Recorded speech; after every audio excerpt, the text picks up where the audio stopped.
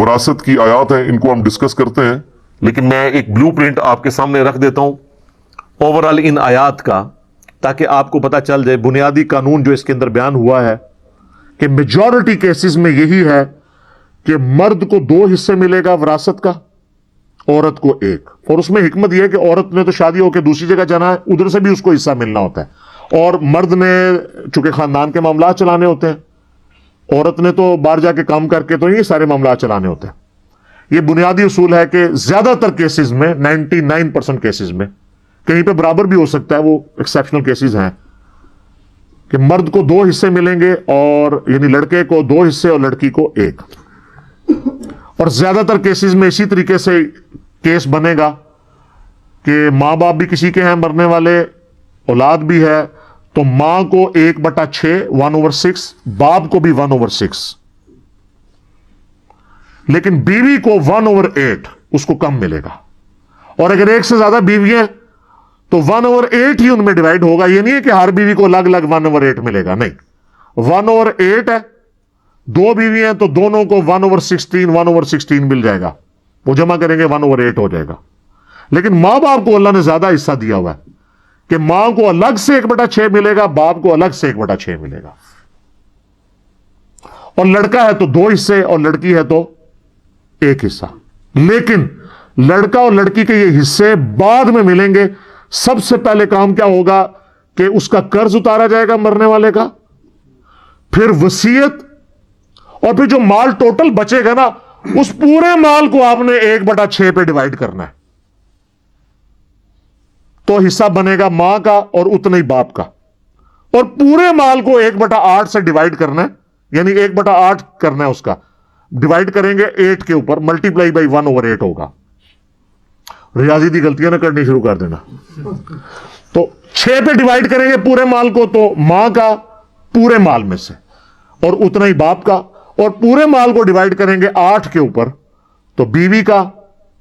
اور اب جو بچ گیا تو وہ کتنا بچے گا، سارے نکال کے نا، اب کچھ رقم بچ جائے گی، مال و دولت کچھ بھی، تو اس کو آپ نے اس طرح ڈیوائڈ کرنا ہے کہ لڑکی کو 2 حصہ اور لڑکے کو 2 حصے اور لڑکی کو 1.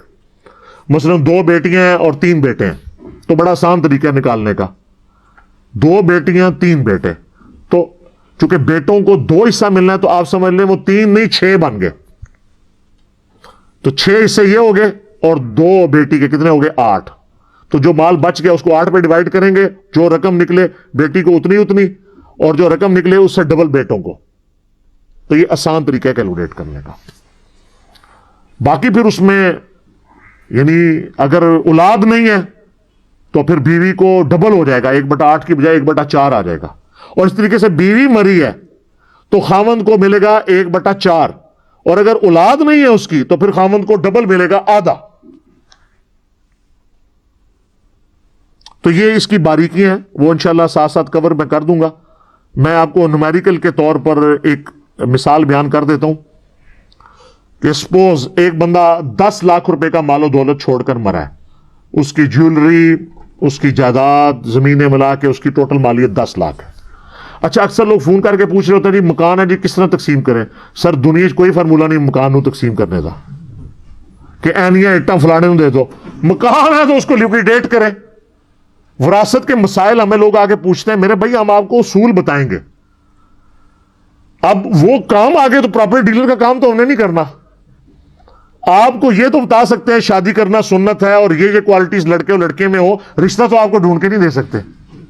تو یہاں پہ بھی یہ آپ نے خود کرنا ہے. جو بھی دولت ہے اس کو آپ یہ سپوز کر لیں کہ آپ نے اس کو لے کے آنا ہے پیسوں کی فارم میں، اس کے بعد ہی تقسیم ہوگی نا.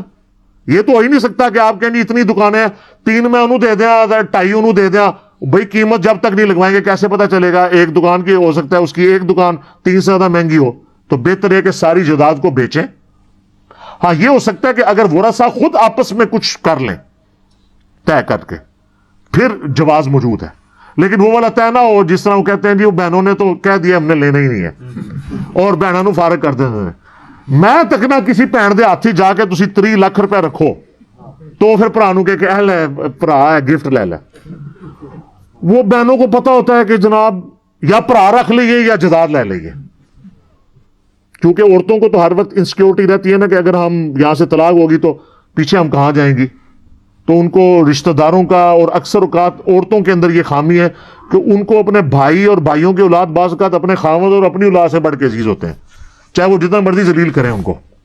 تو اس لیے وہ کہتے ہیں جداد نہ ہی مطلب نہ ہی لیں ان سے. ویسے تو آپ ذرا جو کہتے ہیں نا جی اس طرح گفٹ ہو سکتا ہے، تو وہ عورت ایک دفعہ پیسے لے اور اپنے خاوند اور بچوں کو بھی بتا دے کہ جی میرا 30 لاکھ روپے مجھے ملا ہے باپ کی طرف سے، تو بچوں میں آپ کو گواہ کرتی ہوں کہ میں اپنے بھائی کو گفٹ کر رہی ہوں.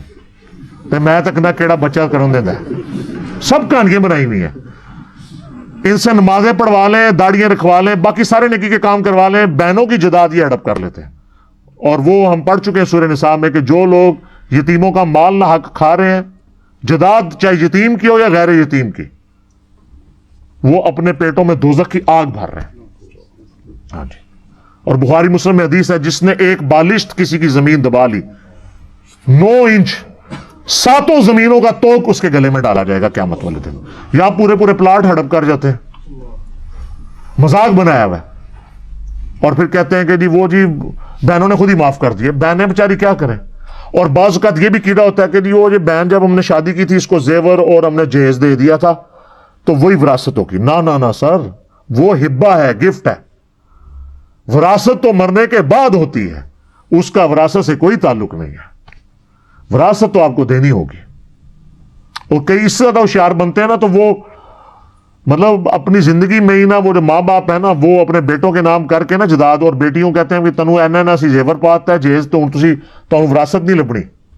تو اب مجھے بتائیں بچیوں نے کیا ماں باپ کو کیا کہنا ہے؟ زیادتی کر رہے ہوتے ہیں.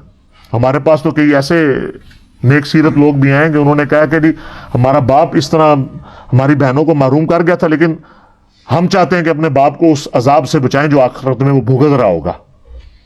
تو اب مرنے کے بعد ہم بہنوں کو جداد دے دیں تو میں کہتا ہوں بالکل ضرور دیں. اور کئی لوگ کہتے ہیں جی خود بھگتیں گے، ہمارا تو کوئی قصور نہیں ہے. تو پھر میں ان کہتا ہوں لعنت ہے تیری اولاد ہونے کے اوپر کہ جس باپ نے اتنی محنت سے کمایا تیرے لیے، اور کمایا اس نے تھا اور تجھے دے کے چلا گیا، اور تو اس کے کمائے ہوئے سے اس کی بچیوں کو دے کر اس کو آخرت کے عذاب سے بچانے کے لیے تیار نہیں ہو رہا. تو لعنت ہے تیرے اوپر. تو کیسی اولاد ہے کہ تو نے کمایا بھی نہیں، کمایا تیرے باپ نے تھا، تجھے گفٹ کر گیا، غلط کام کر گیا، اور اب تو اپنے باپ کو عذاب سے بچانے کے لیے اپنے باپ کا مال ہی اسی کی اولاد کو دینے کے لیے تیار نہیں ہو رہا. تو یہ بھی لوگ کرتے ہیں. تو انسان کو غور کرنا چاہیے کہ وہ صرف چند ایک رسومات تک دین کو فالو کر رہا ہے، کیا وراثت کے قوانین میں بھی اس نے دین کا کوئی حصہ رکھا ہوا ہے، یا اس کو اسی طریقے سے چھوڑ دیا.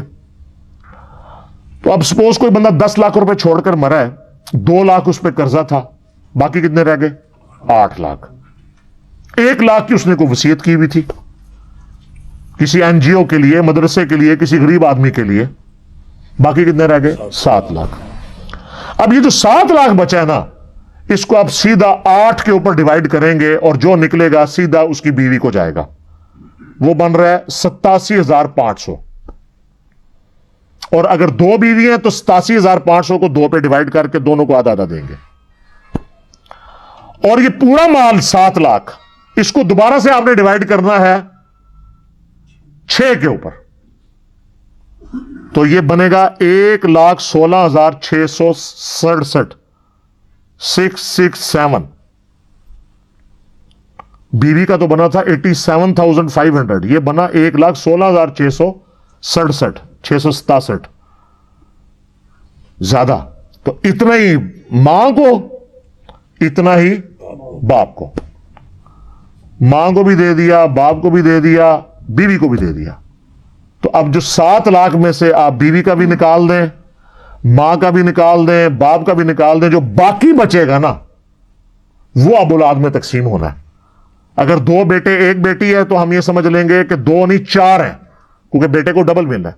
تو 4 اور 1 بیٹی 5 پہ ڈیوائیڈ کریں گے تو جو رقم آئے گی نا وہ آپ دے دیں گے اس کی بیٹی کو، اور اتنی رقم ڈبل کر کے، یعنی 2 دفعہ بیٹے 1 بیٹے کو اور 2 دفعہ دوسرے بیٹے کو. یہ سمپل ہے.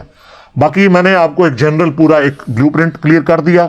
سورہ نساء کی آیت نمبر 11 اور 12 ہم جلدی سے کور کر لیتے ہیں، اور کلالہ والی آیت جو آخری ہے 176 اس کو بھی. باقی جب وراثت کے اس طرح کے ایشو آئے نا تو خود کاپی پینسل لے کے بیٹھنے کی بجائے کسی سمجھدار بندے سے رابطہ کریں, کسی عالم دین کے پاس چلے جائیں اور صرف اس پہ رائے نہ کر لیں, اس کو کہیں بتائیں کہاں لکھا ہوا ہے, کس طریقے سے ڈیوائڈ ہوگا. اور یہ فون پہ نہیں یہ مسئلے حل ہوتے ہیں. اکثر لوگ فونوں کے چکر میں پڑے ہوتے ہیں, فون پہ نہیں پتا ہوتا. اب فون پہ کیسے پتا ہے کسی پہ کیا قرضہ ہے؟ کئی لوگ مسائل پوچھتے ہیں, وہ آدھی بات بتاتے ہیں, آدھی بتاتے نہیں ہیں. فون پہ نہیں ہے, ریٹن میں فتویٰ مانگا جاتا ہے اور اس میں سارے سٹیک ہولڈر موجود ہوں. یہ نہ ہو کہ آپ غلط بیانی کر رہے ہو. تو ہماری اکیڈمی میں لوگوں کے فون آتے رہتے ہیں, جی یہ تقسیم کر دیں جی. وہ میرے بھائی پوری دنیا میں اور کوئی جگہ نہیں ہے. وراثت کی تو چیزیں وہ ہیں جو قرآن کے اندر آئی ہیں, اس میں تو اختلاف ہی کوئی نہیں ہے. اس میں تو حنفی شافی والا مسئلہ ہی نہیں وراثت کے قوانین کے اندر. میجورٹی چیزوں میں وہ بہت ایکسیپشنل کیس ہے جس میں کوئی چیز ایسی آ جائے, ادروائز عام جو کیسز ہوتے ہیں نا وہ اسی طریقے سے ہو رہے ہوتے ہیں.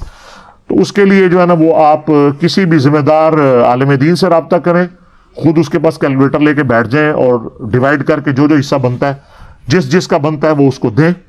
اور یہ جو بہنوں سے معافی والا چکر ہے نا, اس سے آپ بچ کے ہی رہیں, یہ بہت بڑا فتنہ ہے.